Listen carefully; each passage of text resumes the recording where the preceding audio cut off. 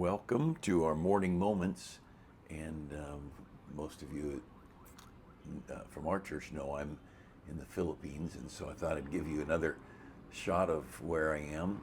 And I'm in Manila now, and out there is a big bay, and I think you can probably see a little bit. There's looks like fences out there, and what they are is, I've been told, they raise fish commercially out there. It's just very shallow, and so they just put fences and raise the fish, and they know where the fish are. And obviously busy freeways, just like where we live. Off in the distance there is downtown Manila, and it's a huge city. Some people say 10 million, some people say 20 million, probably depends on where you draw the lines. But in any case, a lot of lost folks, a lot of poverty, a lot of corruption. I can't imagine government that's not corrupt, but we are certainly in a needy place here. And there's some good churches, some very amazing churches, and I'm very thankful for the preachers, both those who are Filipino and then those who are American missionaries as well. So this is life in definitely in the big city, and I'm thankful to have a little bit of a part in it. But as Dorothy said, there is no place like home, and I'm certainly looking forward to getting back. So I'll try to get myself set back up here and get myself set up so I can get to what we're doing this morning. And I am in a motel room, 14th floor, and just been very well treated. We spent the first few days with Eddie Gallion, one of our missionaries, and then the last, I just gotten down to Manila to work with a Filipino pastor, Ed Lorena. But I'm going to get to see Doug Marco, one of our missionaries. He's coming here where I'm preaching, and some others as well. I've got to meet some great other missionaries as well in the conference. So it's a good place to be, happy to be a part of things, and looking forward to being home for sure. But just wanted you to get a chance to see where we are and what I'm doing. In John chapter 8, I want to mention a quick verse, just a quick thought. Jesus, obviously, he did things right and way beyond us. But I want to read a verse in John 8, down at verse 29. It says, "And he that sent me is with me. The Father hath not left me alone, for I do always those things that please him." That was the goal. Jesus said, I do always those things that please him. And obviously, we don't always do the things that please God. But I think it's a principle there that's good to get.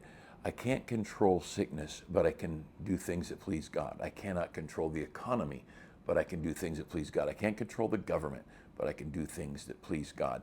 And Jesus warned that those who follow him are going to have trouble. Remember when some people said, "Lord, we'll follow you." And he said, "Well, foxes have holes and birds of the air have nests, and the Son of Man has nowhere to lay his head." And so he was assuring them, you can follow me, but there might be some difficulties as you follow me. The amazing thing about all these Bible characters was their ability to just press on. Of course, that's probably why God put them in the Bible as our examples. Jesus had people say he was crazy. And you may, if you've gotten real active in church, and you may have had some friends from work or perhaps some family members who say you're crazy. Mark 3:21, when his friends heard of it, it says they went out to lay hold on him because he's beside himself. And in John 7:5, it says, "Neither did his brethren believe on him." So if Jesus' own siblings didn't believe in him, then it's no big thing if your family members think you're nuts. You might say, "I'm just trying so hard to get my family saved and they won't believe." Well, Jesus had his own family not believe him, and he lived a better Christian life than me or you do. And so, but what do we do about it? Well, we do always those things that please him. I can't control my age, but I can seek to do the things that please God. I can't control whether people like me or not, but I can seek to please God. In John 10:20, there's some people who said of Jesus, they said, "He hath a devil. Why hear ye him?" They thought he was possessed. or they tried to cover their own shame by falsely accusing him, which I think is the case more often than not, because of course Jesus was perfect in every response to every person. And if he was in our culture, he would never respond poorly to a waiter, a waitress, to a traffic incident, to people at church, to a doctor, to a politician. And we are far, far short of that. But again, I do always those things that please him. Over in 2 Corinthians chapter 5, verse 13, Paul says to the Corinthian church, whatever we do, it's for God or for you. Whether we be beside ourselves, that little phrase, whether we're crazy, we do it for God or for you. And whether we be well received, we do it for God or for you. It's not about us. And that's one of the problems in our whole society, this me first society. It's all about me. You hurt me and I'm not getting attention and my feelings have been hurt or whatever. Well, you know what? The world does not circulate around you. And you're going to find yourself a big, fat failure in life if everything you do is about you. Jesus, he said, the Son of Man came not to be ministered unto, but to minister and to give his life a ransom for many. We've lost it. We've lost the very idea, the most root idea of Christianity, that it's not about me. And in our country, there's so many people, it's all about how much money they can make or their business or how much they deserve or what can the government give me. The people who founded our government said we pledge our lives, our fortunes, and our sacred honor.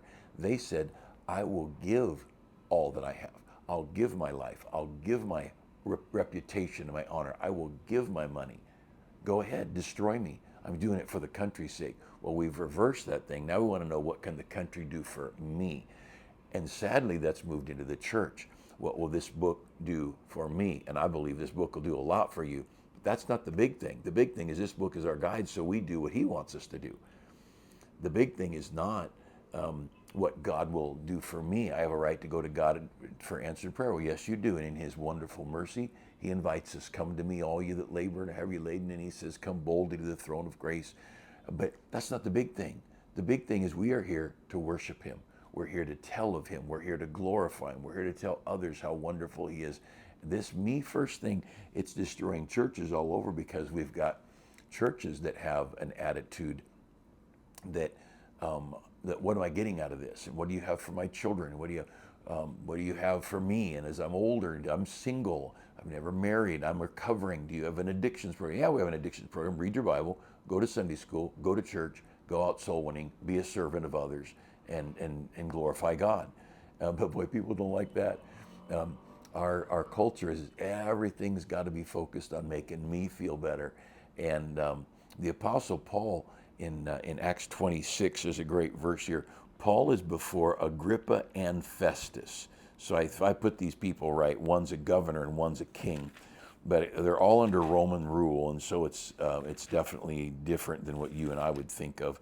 But in Acts 26, down at verse 24, Paul has been accused by the Jews. He'd been arrested. He'd been in jail for a couple of years here. And he'd been accused, and he just gave his testimony on how he got saved. And he said to them, you need to get saved too. And in Acts 26, verse 24, and as he thus spake for himself, Festus said with a loud voice, Paul, thou art beside thyself. Much learning doth make thee mad. And he said, I'm not mad. I'm right. And it makes politicians mad when you don't bow down to their little deity that they consider themselves to be. But Paul was considered crazy, and Paul was called beside himself or mad. Jesus was, and whether it be poverty, whether it be wealth, whether it be riches, or whether it be a position of fame or defamed, it's him.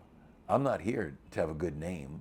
I would like to live such as to have a good name, but if people want to slander me, if people want to make you look bad because you don't do certain things, you and your family don't go certain places, and maybe the family or the coworkers look down on you, that's not the big thing. You're not here to have coworkers look up to you. You're here to do the will of God. And that, back where we started in John 8:29, if we could somehow grasp this thing of what am I on this planet for? Well, I'm here to glorify God. Over in Revelation chapter 4, it says, and for thy pleasure all things were and are made and were created. I'm here for his pleasure. That's why I breathe. That's why my metabolism works. That's why I can stand vertical. That's why I can see and hear and walk and talk. It's all to please God. And then in John 8:29, where we started, he said, I do always those things that please him. That's all it's about. If you spend your life trying to get people to be nice to you, you're going to waste your life. You spend your life trying to get healthy. I finished preaching the other night and hanging around visiting with a lot of people, not at our church. And I've preached in Trinidad and in South Carolina, in North Carolina, and in 2 different cities in the Philippines. But I'd finished preaching and someone came up and chatted a little bit and he said, do you know what whatever something is? I said, I've heard that. I don't know if that's a car or a drug. And we got talking a little bit and he's talking about diet and a balanced diet and American diet this and then foreign diets this and the things that'll make you healthy and well. And I thought, you know what? Healthy or sick, I'm here to do the will of God. That's the big thing. That's the big thing. This body I'm in, if I take really good care of it and really am careful what I eat, I'm going to die and be worm food. And if I eat like a pig and don't exercise and I have terrible health, I'm going to live and die and be worm food. Now, some of us might provide the worms a healthier diet because we're very healthy, or some of us may provide the worms a high fat and high chemical diet, but we're still going to feed worms. The issue is, what are we going to do with our life? It's not a matter of how good people treat me. It's a matter of, do I honor God and do I do his will? And let's protect our main purpose. I'm flesh. I would like people to like me. I'm flesh. I'd like to feel good. I've got most of you know me know I've got a knee that's gives me some grief, and a doctor's been working on it. And I've got a shoulder that got broken when I was in college, and it's not it's probably gotten worse as I had surgery. But as you get older, arthritis settles in and things. But I'd love a miracle, and all of a sudden my knee is great and my shoulder's great and I can run around like I'm 25. That's not natural. That's not what God does. You hit 60, 70, 80, things hurt, things don't work. You sit in doctor's offices or you sit in the mortuary. That's life. The big issue is, what am I doing? And Jesus said, I do always those things that please him.